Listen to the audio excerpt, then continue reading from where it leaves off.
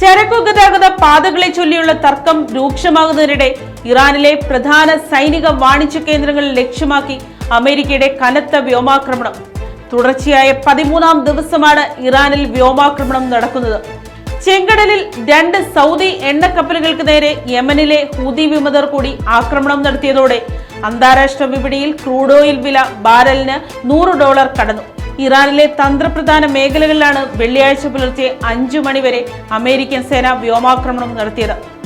ആക്രമണത്തിന് പിന്നാലെ സൈനിക വാണിജ്യ ചരക്ക് നീക്കങ്ങളുടെ പ്രധാന കേന്ദ്രമായ ബന്ദർ അബ്ബാസ് തുറമുഖ നഗരത്തിൽ വൻ സ്ഫോടനങ്ങൾ നടന്നതായി ഇറാന്റെ ഔദ്യോഗിക മാധ്യമങ്ങൾ റിപ്പോർട്ട് ചെയ്തു. ഇവിടെ 2 പേർക്ക് പരിക്കേറ്റിട്ടുണ്ട്. ഹോർമുസ് കടലിടുക്കിലെ കപ്പലുകൾ ആക്രമിക്കാൻ ഇറാൻ ഉപയോഗിക്കുന്ന ഡ്രോൺ ബോട്ടുകളും നാവിക ആയുധങ്ങളും സൂക്ഷിച്ചിരിക്കുന്ന കേഷം ദ്വീപിലും സ്ഫോടനങ്ങൾ നടന്നു. ഇതിനു പുറമെ ആന്റിമെഷ്ക്, ഒമീദിയ, ഫിറോസാബാദ് എന്നിവിടങ്ങളിലും കനത്ത ആക്രമണമുണ്ടായി.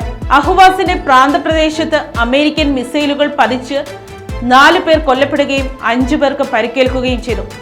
സമുദ്രപാതകളിലൂടെയുള്ള വാണിജ്യ കപ്പലുകൾക്കും സിവിലിയന്മാർക്കും ഭീഷണിയാകുന്ന ഇറാന്റെ സൈനിക ശേഷി പൂർണ്ണമായും ഇല്ലാതാക്കാനാണ് ഈ പുതിയ ആക്രമണങ്ങളെന്ന് US സെൻട്രൽ കമാൻഡ് വ്യക്തമാക്കി.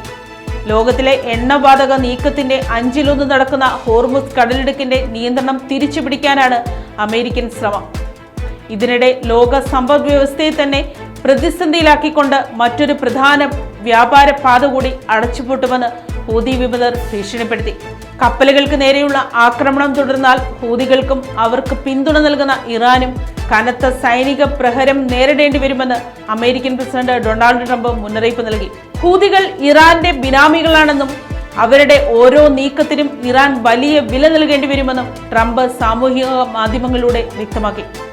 യുദ്ധം രൂക്ഷമായതോടെ ബ്രെന്റ് ക്രൂഡ് ഓയിൽ വില 6% വർദ്ധിച്ച് ബാരലിന് $100 കഴിഞ്ഞ മാസം ഇരു രാജ്യങ്ങളും തമ്മിലുണ്ടാക്കിയ സമാധാന കരാർ തകർന്നതിന് ശേഷമുള്ള ഏറ്റവും ഉയർന്ന നിരക്കാണിത്. അതേസമയം സമാധാന ചർച്ചകൾക്കായി അമേരിക്കയുമായും ഇറാനുമായും അടുത്ത ബന്ധം പുലർത്തുന്ന ഇറാഖ് പ്രധാനമന്ത്രി അലി അൽ സെയ്ദി കഴിഞ്ഞ ദിവസം ടെഹ്റാനിലെത്തി.